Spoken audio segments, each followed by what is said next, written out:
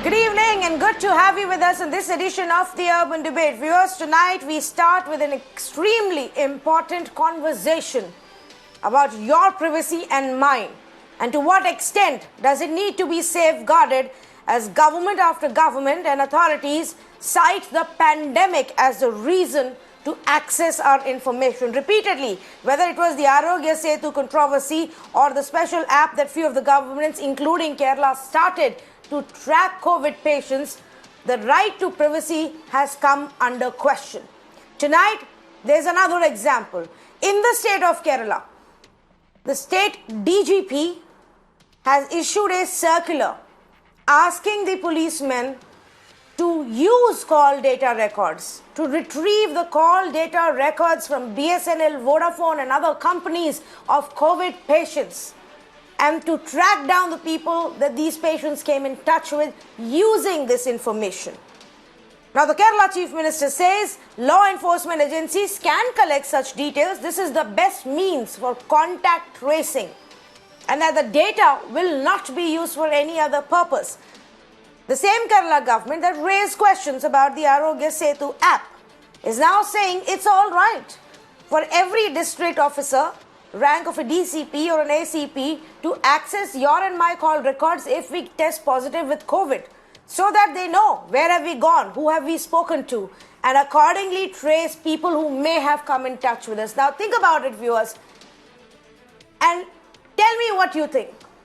Is this all right? Because we are in times of a pandemic, contact tracing is of utmost importance. Many times patients are not able to help or don't want to reveal where they went or forget to share these details with the authorities. Then how will we trace every single contact who may have gotten the infection?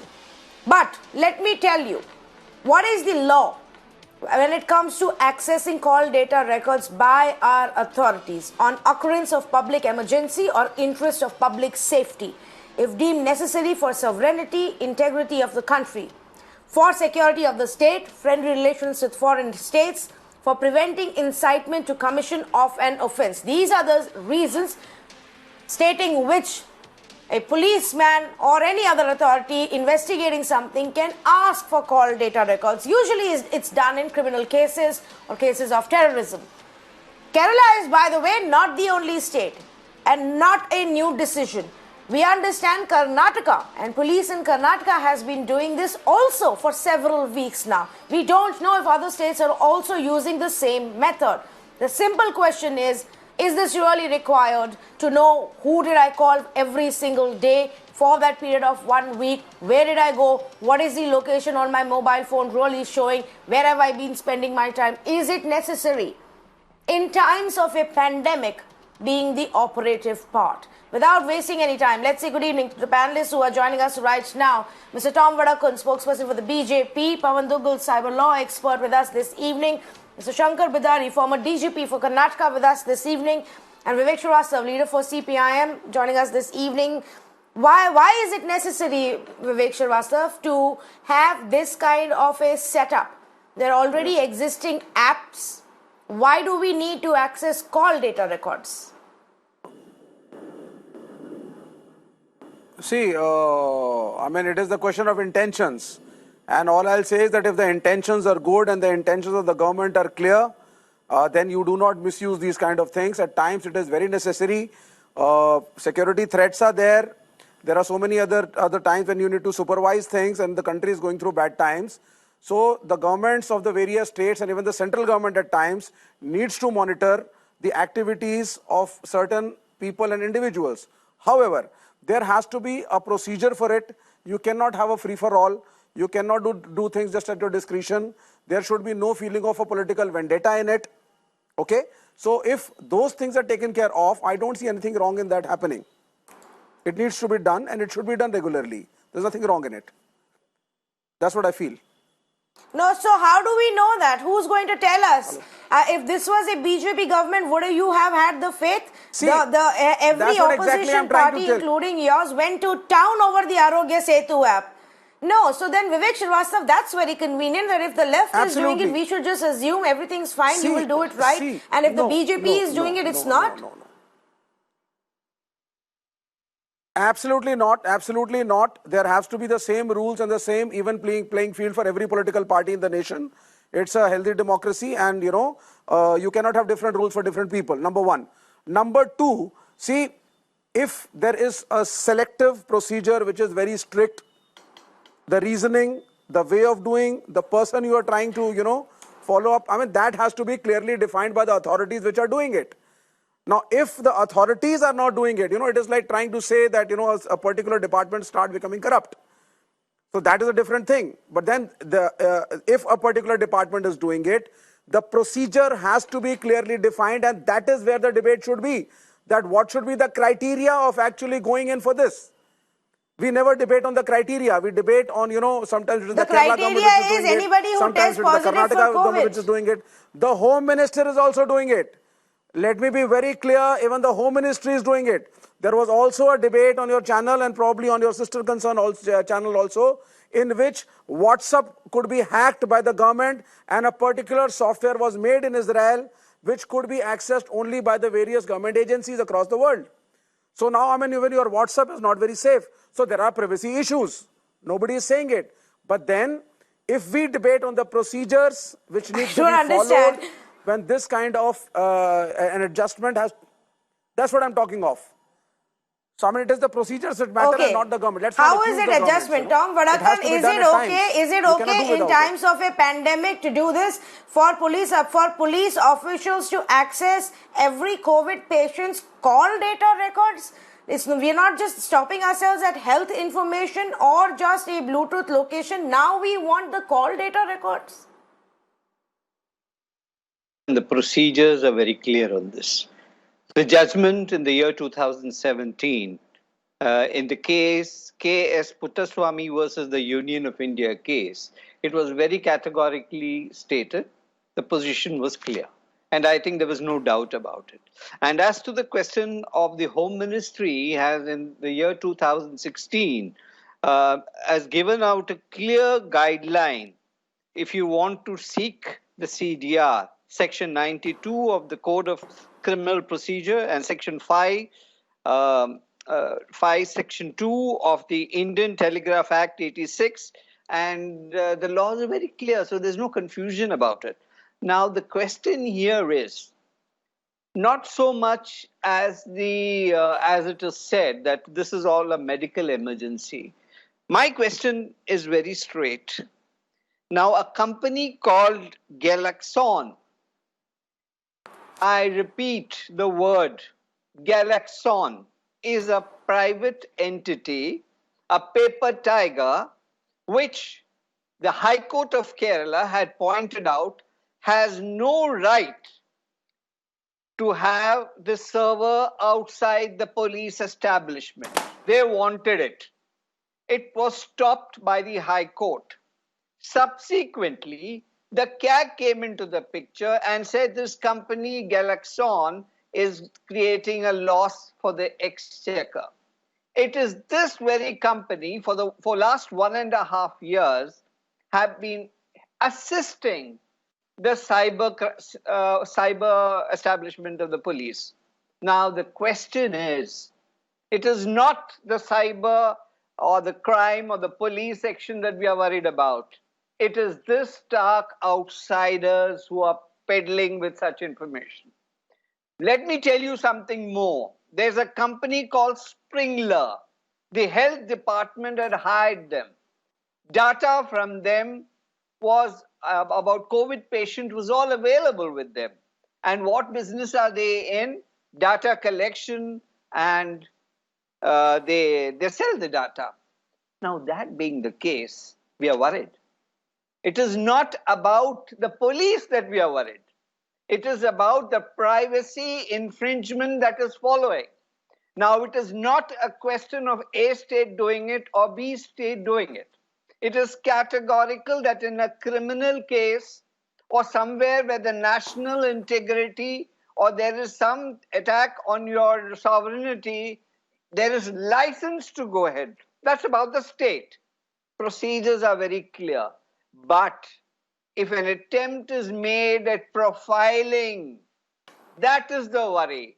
And that is the issue that we are raising. And that is why we are objecting to the whole phenomenon. That affects the privacy of each individual.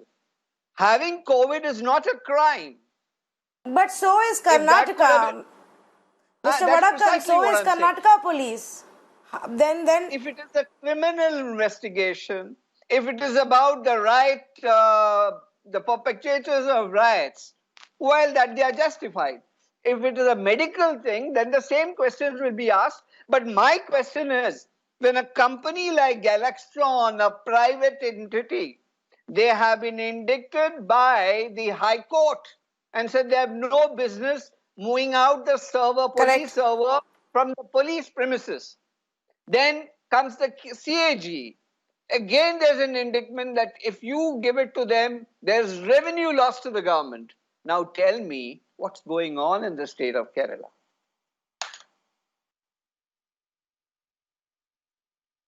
Okay, I'm just going to bring in two of our experts before I go across to Vivek Srivastava for a response. But Mr. Shankar Bidari, good evening to you.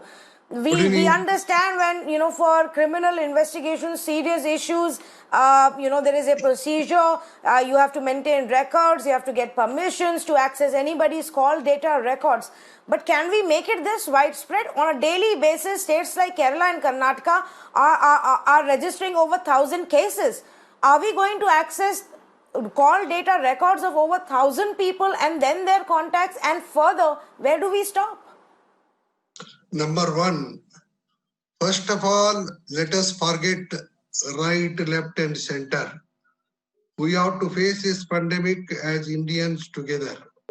I do appreciate, I do understand that political parties being what they are, they have to do indulgent politicking. At some time or the other, they must have criticized the move of some other party government. At some other time, this party might have criticized the move of some other party. All that we should forget. Now our very existence is at stake. Our country's economy has came to a halt for almost 4 months. Now also it is disturbed. We don't know how long this disturbance will continue. Both our lives and livelihood are at stake. As a nation, we have to stand together and fight this pandemic. Number two, you told about the call records and all. You know what kind of conditions we are living in India. It is if it is going to affect the individual who has tested positive only, absolutely no problem. There is no need also. But a person who has been tested positive can spread the disease to hundreds of other people. It has been proved during the last 4 months also. This being the case, it is the bounden duty of the state to protect the citizens of the society and the state and the nation and the general population also from the spread of the COVID-19. So it is in the interest of public safety that they are tracking the call records of the persons tested positive. Number three, the police come to know so much of information. But if we disclose it, there will be havoc in the political circles of the country. All the information that we get during the course of our duty, we don't disclose to the public. So, and the authorization is only to the officers of the rank of SP or DCP. That means they have taken sufficient precautions to ensure that the data is not misused and is not casually tracked. So that is more than a sufficient safeguard in my personal opinion. And lastly, I would like to state that this we should take it in a good sense. We are not using it for any other purpose other than preventing the spread of the pandemic. So the people also should take it in a good sense. Yes, but I do support the point that but people are not committing a crime, which is accessed by police, should not be given to the private parties for business exploitation, for increasing their profit. That I fully agree with you.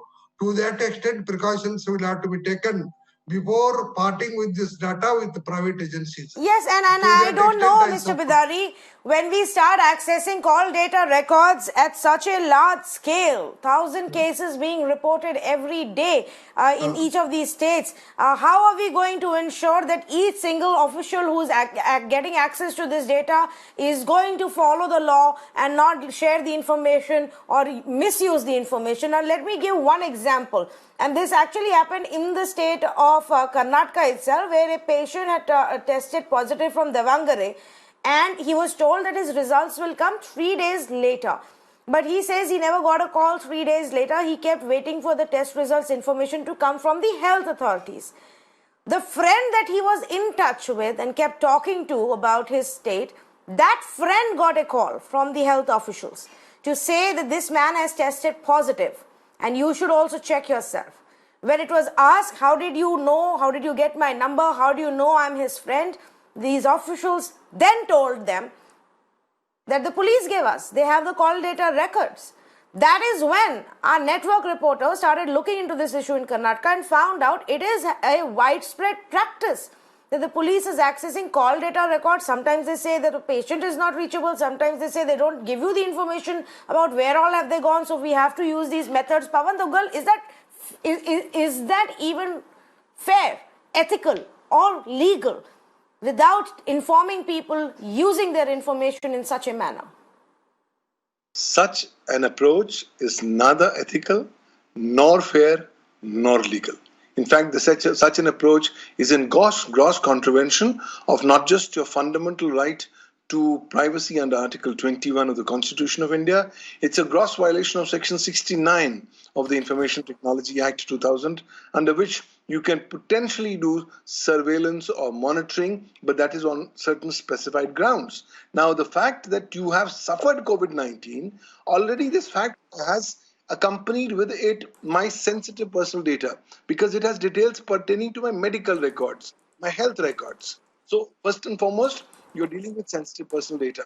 On top of it, you're further using it as a basis infringing my privacy. I think such a approach is unheard of, but unfortunately, this is the direction where a number of states and a number of nations are going. These contact tracing apps have just become an excuse for collection of a lot of data. And now with this kind of a blatant violation, I think we are likely to see legal action coming forward, because the affected parties can potentially reach up to the High Court in the writ jurisdiction under Article 226 or come directly to the Supreme Court under Article 32 of the Constitution of India. But I think if you're going to allow these kinds of mechanisms to take place, it will be a license to the state and to the state authorities to surveil and monitor at will, thereby completely destroying people's enjoyment of fundamental rights. Please understand, your right to privacy can only be excluded or can be set aside except in accordance with procedure established by law.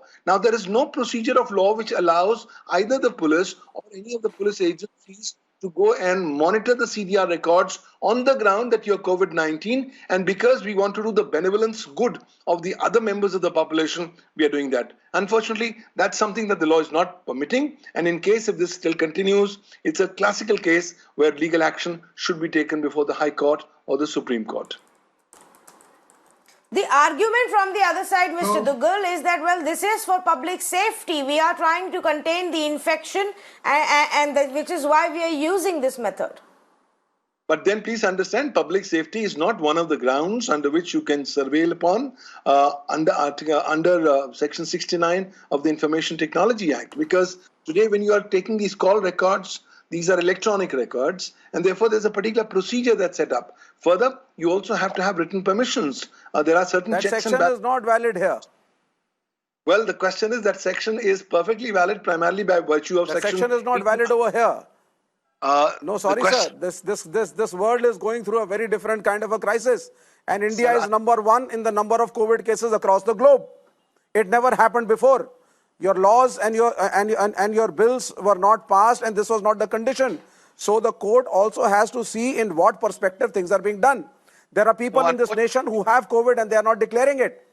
There are people who have COVID and they are still roaming around, and it is. And I mean, in this nation, there are so many people who are uneducated. There are so many people who have the infection. We had a huge labor migration problem at the time of COVID when it was rising at the peak, and we could not manage it. So now if certain governments are being proactive and trying to control it, and privacy issue does not count here, because you are infected. Why? And you could Why doesn't result it in count? a loss for somebody who Why is very doesn't innocent. it count? Well, the question It does not count. Absolutely not, ma'am. So Everybody who's sitting over here has why got a don't you Facebook use, account. Mr. Vivek Srivastava, And tell me this. Please don't give me this excuse of the pandemic for every single thing. The governments cannot turn into authoritarian institutions in the name of a pandemic. The governments will not turn into authoritarian institutions in the name of pandemic. I don't care if it is the left or the right which is in power. No, listen to me first. Tell me this. Why aren't you using the Arogya Setu app? Why aren't you using the Arogya Setu app? What is the problem with that? Why don't you use Arogya Setu app? Why don't you insist people use one app and follow that and use that for information? Why are you asking for call data records? Your privacy is not Use affected when Arogya you are on Setu app. Twitter. Your privacy is not affected when you are on TikTok. And your privacy is not affected when the government is trying to see who's being infected and who's infected. Agreement. That is by my choice. Are you giving me a choice? What ridiculous. I mean, this smacks of hypocrisy in such a shocking way. There is no question of choices here. The government better Stop be being a hypocrite, Vivek Srivastava. Your party that stands for so-called stands for right to privacy at all other issues. Viewers, this just exposes that every political party is the same. It smacks of hypocrisy at this point of time that parties that pretend to be for the right to privacy are now not thinking twice before invading my privacy. Absolutely not. In this condition, privacy does not Mr. Tom count. Vadakan. And anyway, the government is not infringing upon privacy in any way. Tanvi, the Arogya Setu app yes, you are. is an appropriate yes, you are. app. Use the Arogya Setu app. Yes, Tom Vadakan. And we should have Vadakan. used it. Now, as to the question of the CDR, let me be very candid. Now, assuming that X is a COVID patient positive, he makes 10 telephone calls to people he wouldn't visit because he can't go there. And here is the police force all running after those 10 addresses to find out whether he has gone there or is coming. What kind of a system is this? The police is sent on a wild goose chase. Because if I telephone somebody, that does not mean I'm in contact. What kind of policing is this? This is some kind of a very strange situation.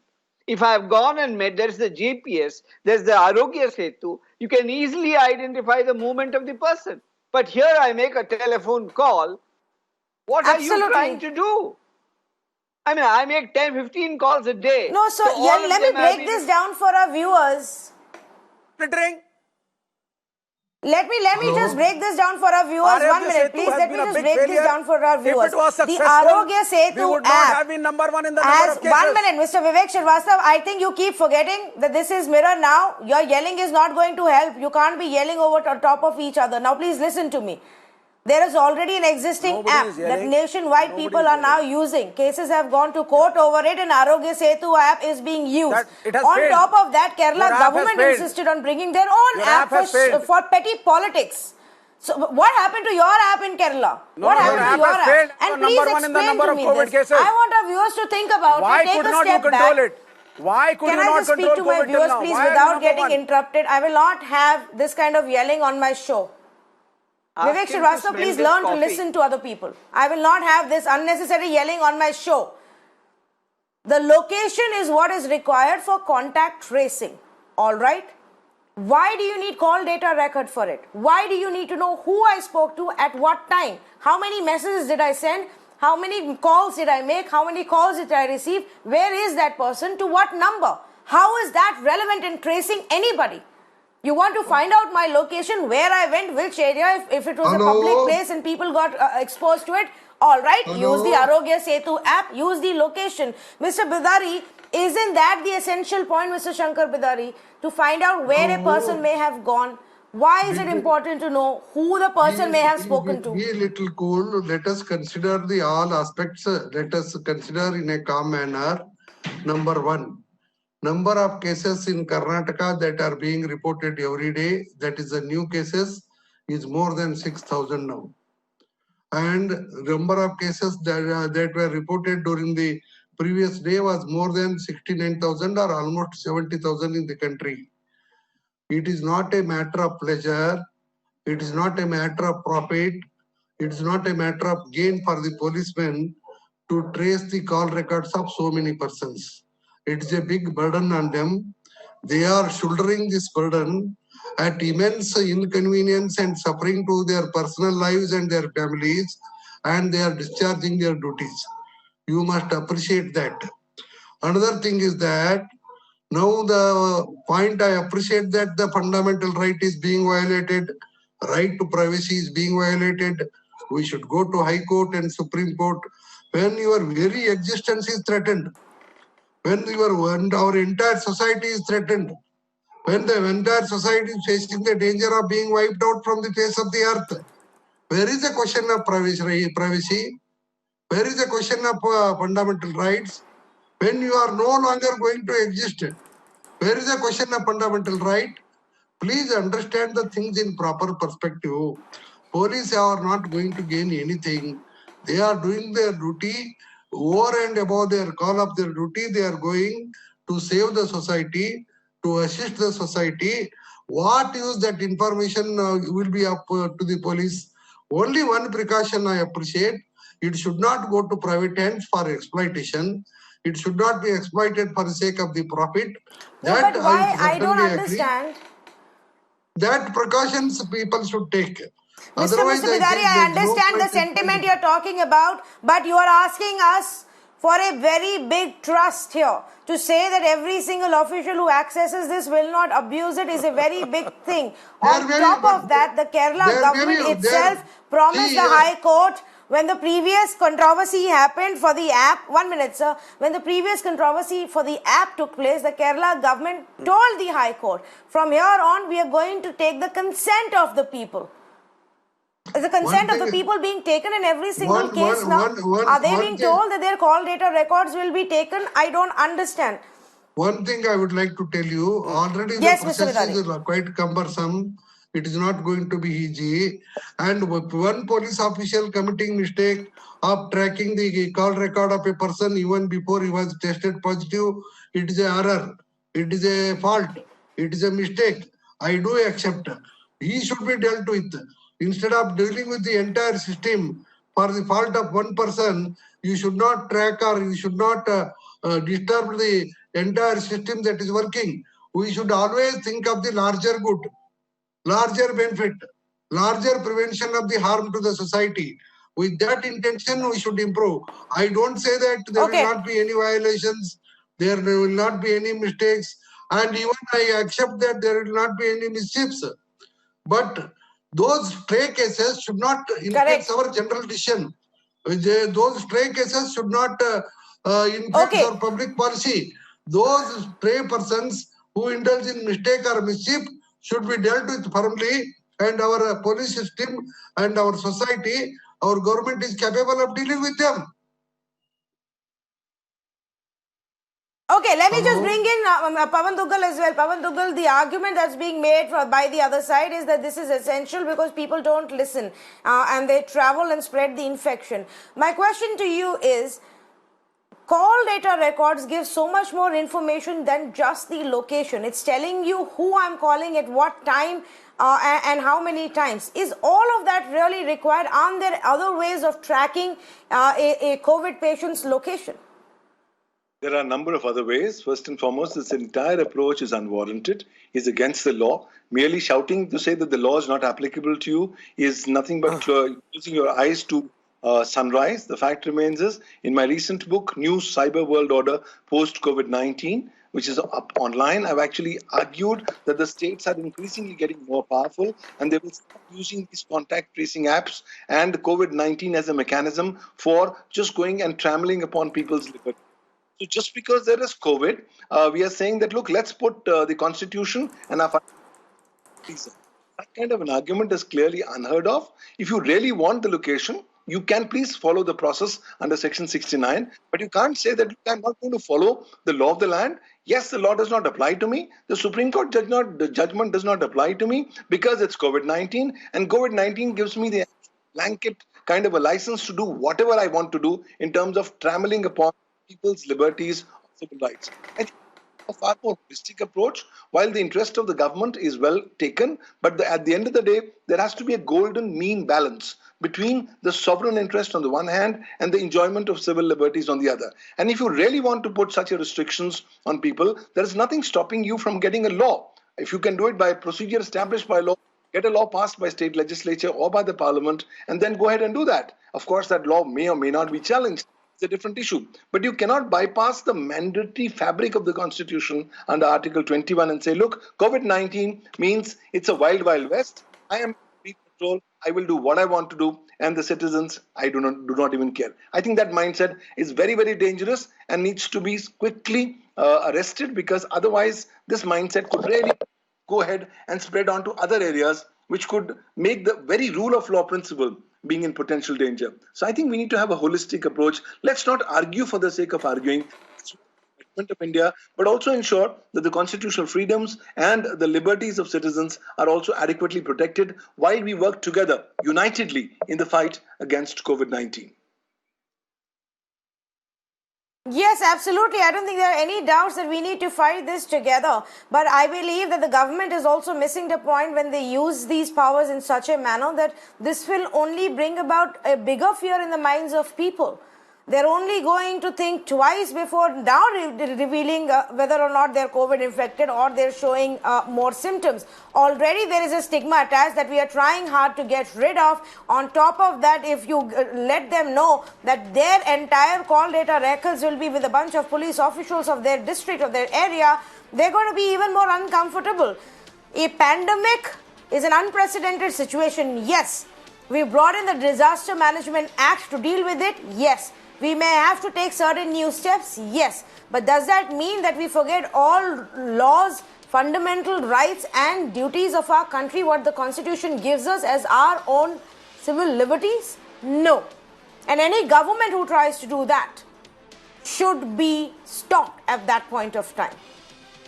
It smacks of hypocrisy when parties like the left resort to this, when on a regular basis they like to take on the centre and the BJP on the right to privacy issue. For all those who created noise about the Arogya Setu app, how is this any better, where you are openly and brazenly accessing people's call data records without even informing them? Happening in Kerala, taking place in Karnataka, and I don't know if it's happening elsewhere. But we need to stand up and say no to this right now. Put in a procedure, put in a law, put in a proper process in place. Ask us if this has to be done, if we're okay with it. Just because there is a pandemic doesn't give you the right to do what you want in the name of governance. Thank you so much to the panelists who've joined us for this conversation. Let's move on without wasting any time to the story number 2 here on the Urban Debate, viewers. And this is an issue that repeatedly comes up when there are films made on historical figures, real life personalities, real life events, and also established institutions. This time, it's to do with our armed forces and the portrayal of our armed forces in our films, TV series, any kind of a work that's been presented on television or on the internet. Why are we talking about it today? 2 specific reasons. Reason number 1 is this film, Gunjan Saxena, the biopic of the Kargil girl that's been now released on an OTT platform. And the Indian Air Force is upset. The Indian Air Force says that there are some scenes that unduly show the Air Force in a negative light, that there is a negative portrayal in a specific scene. Now, I don't know if you watched the trailer, but there are certain scenes where this woman who is a pilot, one of the first in the Air Force in the 90s and is making her way through the Air Force, does get to hear some comments which are not welcome by her peers, by her seniors, all men in the Air Force. That's what the movie trailer shows. Obviously, the Air Force is a little upset about it. That's news number 1. The second point, why I wanted to discuss this tonight, is what happened a few weeks ago when the Defense Ministry actually wrote to the censor board and said that if there are any movies or TV series that are being made on our forces, on the army, then you need to get clearance from us. You need to get a clearance from the forces. Because repeatedly, wrong things, factually incorrect things, factually badly designed uniforms, and negative portrayal of men in forces is shown. And that the government is not all right with, the forces are not all right with. So there is now this war which is brewing between the two sides. And the simple question we are asking is that when it comes to filmmaking or TV series making, especially when they are about real life people, should the filmmakers be a lot more careful in their need to tell a story which is more interesting in every single frame and every single shot? Do they sometimes take these creative liberties which they shouldn't be doing, especially when it comes to our armed forces? Is it right for the Defense Ministry to say you must take our clearance before you make any such movie? Let's say good evening to the panelists who are joining us right now for this conversation. And I've got Lieutenant General PJS Pannu, former Deputy Chief IDS and former Corps Commander in Ladakh, joining us this evening. I also have Air Marshal Dheeraj Kukreja, former Commandant of the AFA and also inducted the first course of women pilots in the transport stream, and Prahlad Kakkar, Film Director, also joining us this evening. Let me see if I can actually go across to Air Marshal Kukreja first. Good evening to you, sir. I understand, and I've had conversations with many from the Air Force as well, that there is extreme amount of disappointment and a little bit of anger as well about the way certain scenes have been portrayed in this movie. Your view? Well, the anger, the objections by the Air Force are fully justified. I got to see the trailer today in the afternoon, and boy, was I annoyed. I have inducted the first women pilots course for transport training when I was a group captain in Yelahanka. And yes, there were teething troubles, but then for something new, there are always teething troubles. But we went out of the way to make facilities available for the ladies. And they may be soldiers, they may be women officers, but they are also ladies.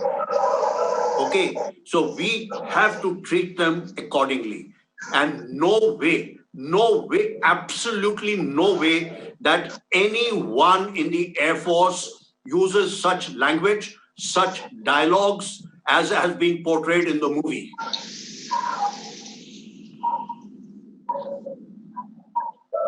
Okay, let me just actually read out a couple of them in case, some of our viewers haven't watched the trailer.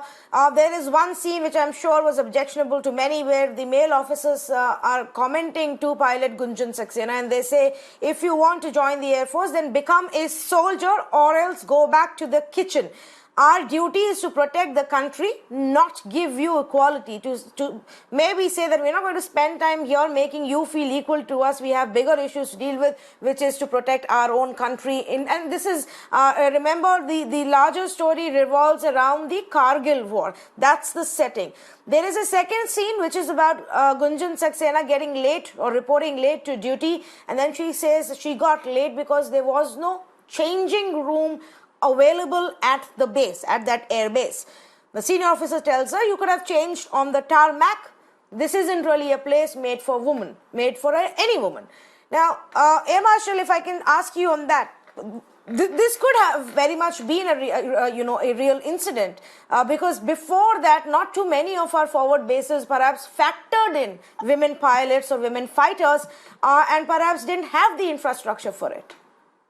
There is just no way that such a dialogue by a senior officer to a young flying officer or a flight lieutenant or any rank for that matter can be made by a senior officer. I'm surprised that you are saying that can there be such a possibility?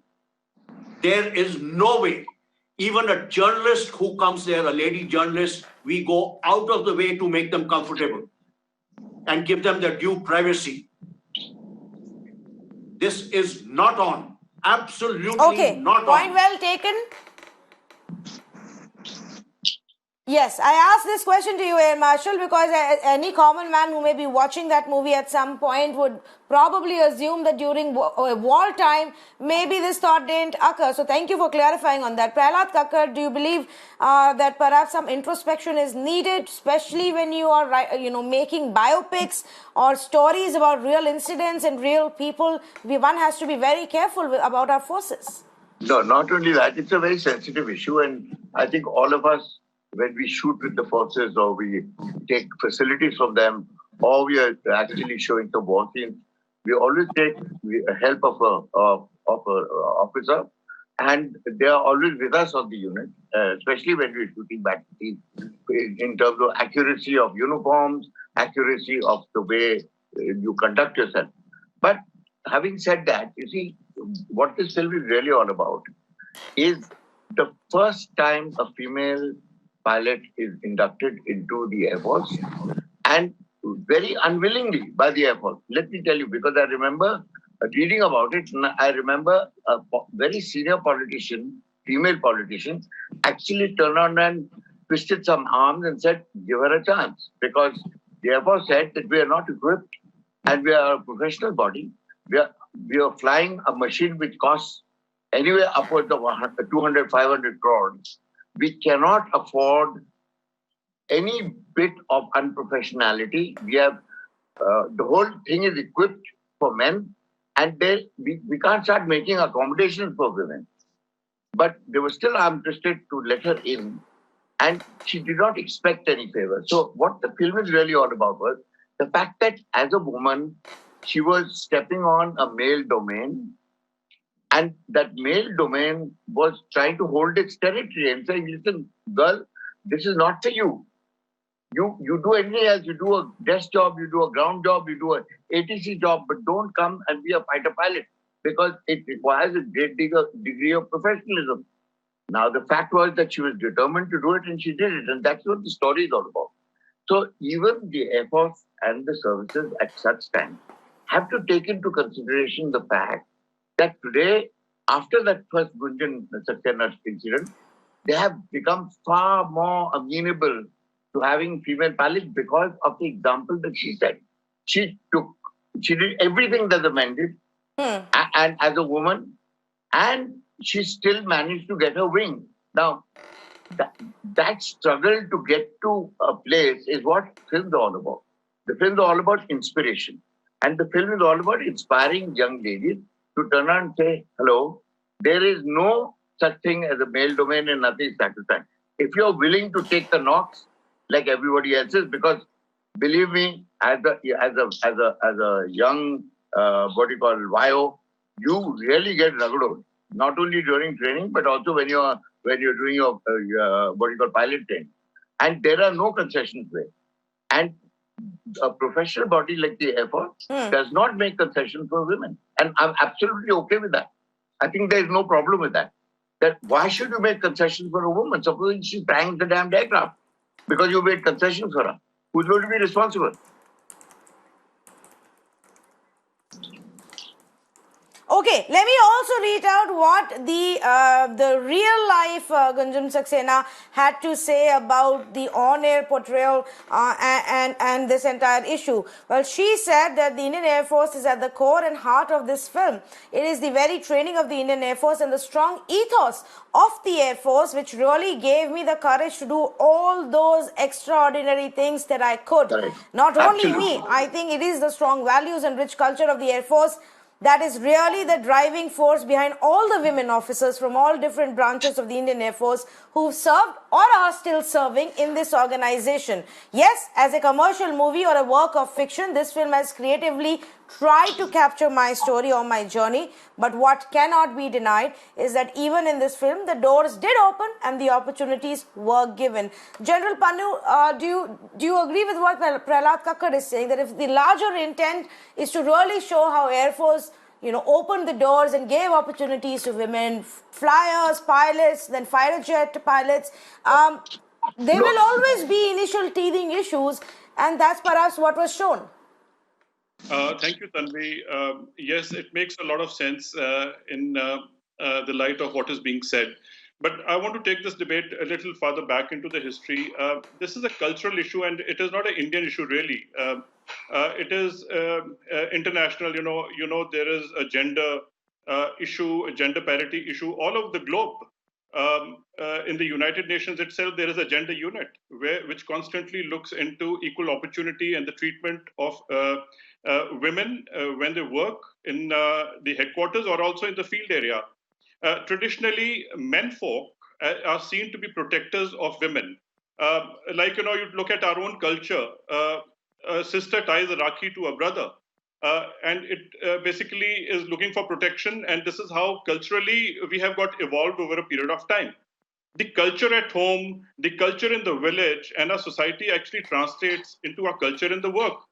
And when it comes to wearing uniform and getting ready for combat, which primarily and historically has been a larger domain of the men folk, it makes a little special case to accommodate something new which has happened and which has happened for the first time.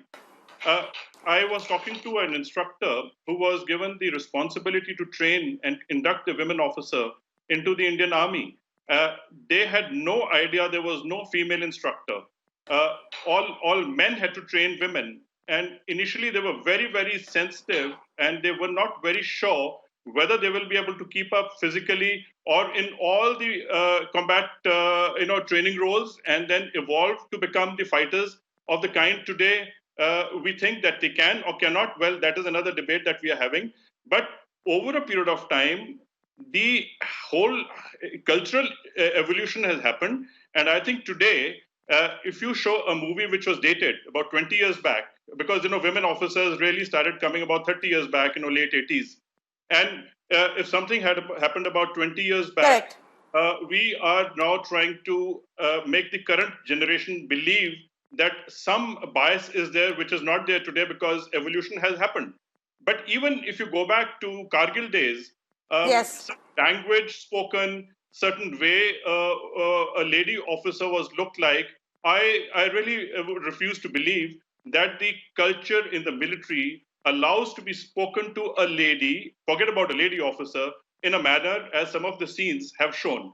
I think it is little exaggeration, and it is Bollywood way of twisting certain things to highlight what they're wanting to highlight.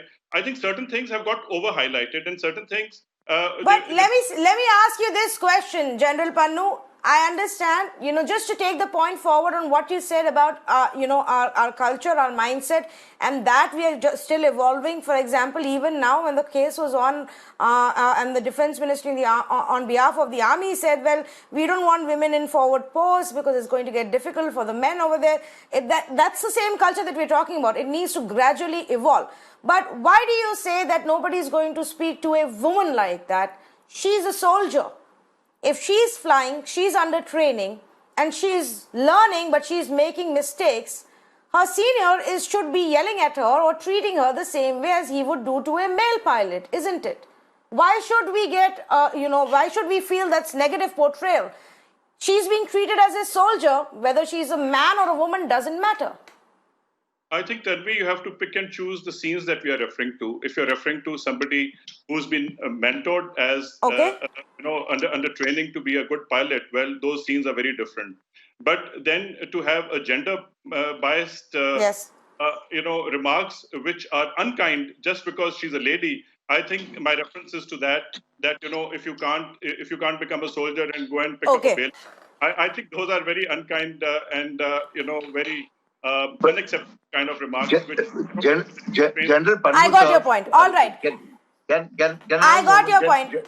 Yes, I think you're referring to that one comment that says either be a soldier or you can go back to the kitchen, which of course is unwarranted in any situation and is extremely sexist. Mr. Prahlad Kakkad wanted to come in. Go ahead, please. No, what I'm saying is that, General Pannu, sir, have you forgotten that as a young training, as an officer under training, you were subjected to language which was far worse than anything that was portrayed in this film.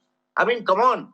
Let's wake up and smell the coffee if you're going to bring some realism into the fact that there was a woman in a man's combat role, which was never heard of before. There was going to be resentment.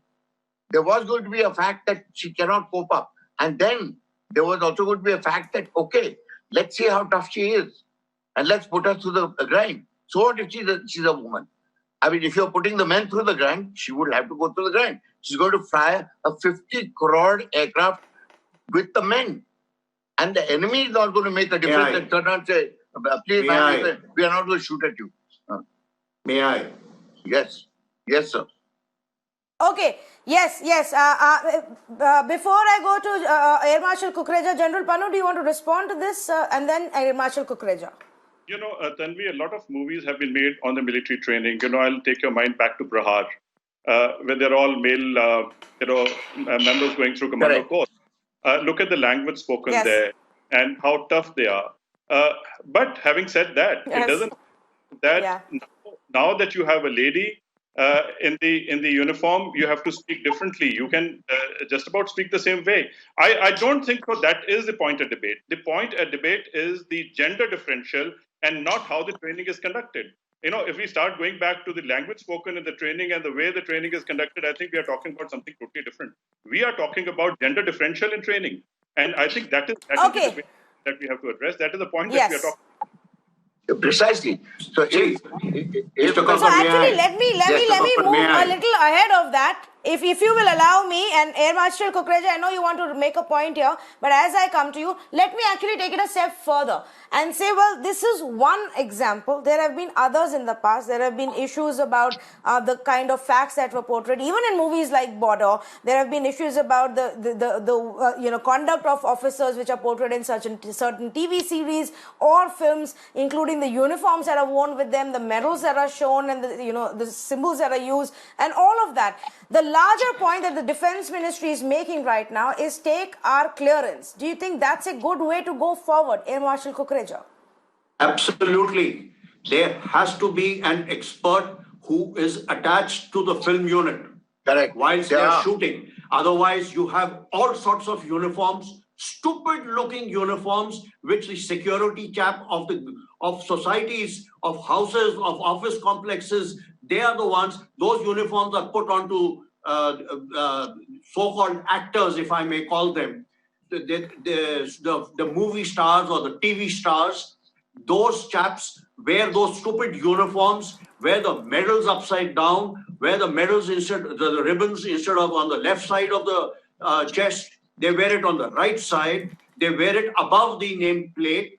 They have all sorts of things. And there are n number of examples where we have gone into a movie hall and hung our heads down that look at the stupidity that what is being shown on the screen. Coming to the training part of it, I agree with General Pannu that this is a debate about gender issues and not about the acceptance of the ladies. Well, the Air Force has today about 1,300 odd lady officers. They first came in around 92, 93, if I remember the year correctly. And then in 94, 95 to be precise, that they came, or 94 to be precise, August 95, that they came into the Air Force, into the transport stream. And I was the chief instructor there. It was my responsibility to make sure that all facilities are available. And we spoke to the instructors because all the instructors were male instructors. And when you have a male instructor teaching a male cadet or a male youngster, then language in those days was different. Today, the entire Air Force has been sensitized because of the number of lady officers who have come in. I have had the privilege, I would call it, of handling in the Air Force Academy the training of so many young ladies. Okay, I have had adjutants who were ladies with me when I was in that position. And till today, they consider me as a father figure because they said, sir, you have always been as an example. And if this sort of a movie is seen by a common man, I'm sure about that. I have absolutely no doubts, Air Marshal Kukreja. You being the ones who led the induction Yes, and you So being the tell one who me led one the thing, induction of so many women into the Air Force, obviously, yes. Tanvi, you said that when the common man sees such a movie, yes, when a common man sees such a movie, what an impression will he get? And which father will then say that, "Beti, jao, Hawai jahaz udao, pilot bano"? You think any father will turn around and say so? Never ever. Well, Air Marshal Kukreja, may I just present to you two things and as I wrap up this conversation. First, I always say this, irrespective of what the content is, let's just not go by a couple of scenes. Let's just watch the content before we decide if there is something problematic there or not. And two, while I do say that yes, the common man may see this and have a view, everybody knows that this was 30 years ago. And the armed forces today are completely different. The world is different. When it comes to gender equality and rights of women, we treat it very differently today. We are a lot more aware. We are a lot more sensitive. The armed forces definitely are far ahead in terms of, great progress that we've made since the 90s, and we all know that. So I think that is also something that the people will have in mind and perhaps will not judge our Air Force.